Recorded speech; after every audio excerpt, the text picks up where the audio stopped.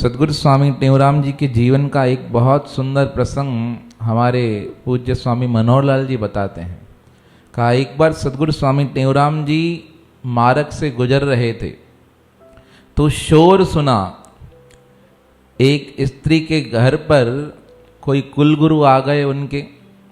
अब कुलगुरु जी ने कहा कि हम बहुत सालों बाद यहाँ से गुजर रहे हैं, हम तुम्हारे परिवार के कुलगुरु हैं, हमें पैसे दो।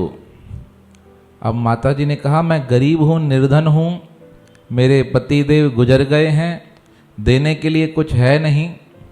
तो कुलगुरु ने कहा देना तो पड़ेगा, तुम्हें देना ही चाहिए, क्योंकि हम तुम्हारे कुल के गुरुदेव हैं और इतने वर्षों बाद आए हैं, दो नहीं तो हम तुम्हें श्राप दे देंगे। अब माता जी भयभीत हो गई, बहुत समझाने का प्रयास कर रही थी, मेरे पास कुछ नहीं है। तो वो कुलगुरु क्या कहते हैं, कहा तुम्हारे टंडे आदम में सद्गुरु टेऊराम जी का स्थान है, जाओ उनसे पैसे लेकर आ जाओ, वो तुम्हें दे देंगे। तब वो माता कहने लगी अरे वो सद्गुरु टेऊराम महाराज जी तो स्वयं में ऐसे घूमते रहते हैं, कोई भोजन खिलाता है खाते हैं और कोई प्रेमी बुलाता है जाते हैं, उनसे क्या पैसे मांग कर आऊं, मैं पैसे नहीं दे सकती। इस प्रकार दोनों का बहुत वाद विवाद होने लगा बहुत देर तक। अब स्वामी जी वहाँ से गुजर रहे थे तो पुनः कुलगुरु ने कहा जाओ तुम अपने गुरुदेव के पास, सद्गुरु टेऊराम जी गुरु है ना, उनसे लेकर आओ। तो माता जी ने कहा अरे वो स्वामी आसूराम जी के शिष्य हैं, वो अपने पास धन नहीं रखते हैं, कुछ नहीं है उनके पास। अब ऐसा कह दिया। जब ऐसा कहा तो स्वामी जी के कानों में शब्द चले गए। अब स्वामी जी वहीं चले गए जहाँ ये विवाद हो रहा था। स्वामी जी ने पूछा माता जी से क्या हुआ, मेरा नाम पुकारा तुमने।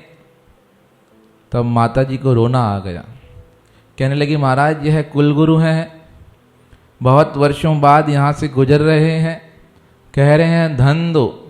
अब धन तो हमारे पास है नहीं, कहाँ से दूं। तो स्वामी जी ने उस कुलगुरु को समझाया, ब्राह्मण को कहा इस प्रकार धन मांगा थोड़ी जाता है, यह तो तुम अत्याचार कर रहे हो, जिसके पास नहीं है उससे धन ले रहे हो, गलत बात है, धन मांगना ही गलत बात है। तब स्वामी जी को देखकर कहने लगा आप कौन। कहा हम नाम बताया, टेऊराम जी हैं। कहा मैं इनको कह रहा हूँ आपसे लेकर आ जाएं, तब भी यह मना कर रही थी, और इतने वर्षों बाद हम यहाँ आए हैं, यह धन निकालना इनका फर्ज है। तब स्वामी जी ने बहुत समझाया, धन निकालना अलग बात है और धन मांगना अलग बात है। कोई आपको सहज भावना से दे दे वो अलग बात है, पर आप किसी को पट्टी पढ़ाकर खौंस लो, क्या है, चोरी है, सही नहीं है। अब स्वामी जी के ऊपर भी क्रोधित होने लगा। तो स्वामी जी से कहा आप दे दो। तब स्वामी जी को देखकर माता कहने लगी महाराज मैंने यही समझा रही थी कि स्वामी जी धन कहाँ से देंगे, स्वयं स्वामी जी घरों पर जाते हैं, भोजन करते हैं। तब स्वामी जी गंभीर हो गए।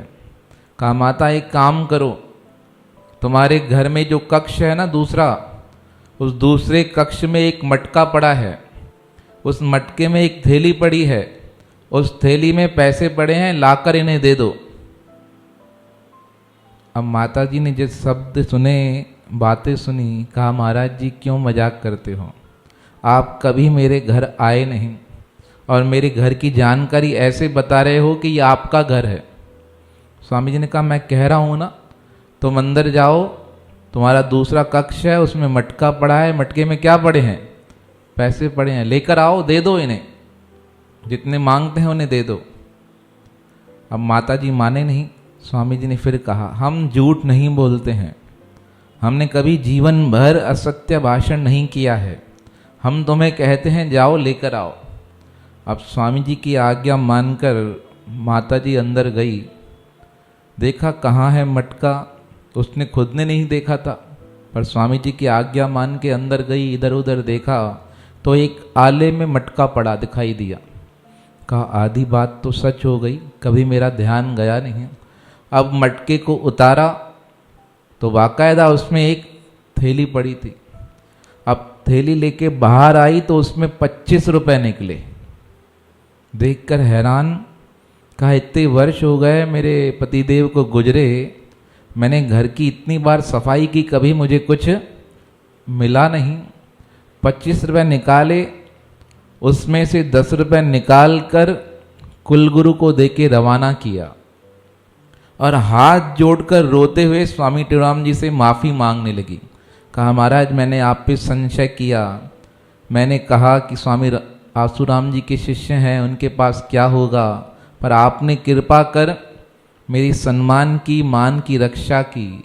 तब स्वामी टेऊराम जी ने कहा, बहुत सुंदर जवाब दिया। कहा आज के बाद कभी ऐसा मत कहना कि स्वामी आसूराम का शिष्य यहाँ वहाँ घूमता रहता है। कहा मेरे ऊपर अपने गुरुदेव की असीम कृपा है, यह तो हमें इच्छा नहीं, आसक्ति नहीं, रखते नहीं हैं, पर गुरुदेव ने मेरी झोली हरदम के लिए भर दी है। और इस पर स्वामी मनोहर लाल जी ने भजन भी बनाया है, बहुत सुंदर भजन, कैसेट में भी है, अभी मेरे को लाइन याद नहीं आए। जिसने भी याद किया स्वामी टेऊ राम को, उस भजन में सारी यह कहानी है, बहुत सुंदर नमूने।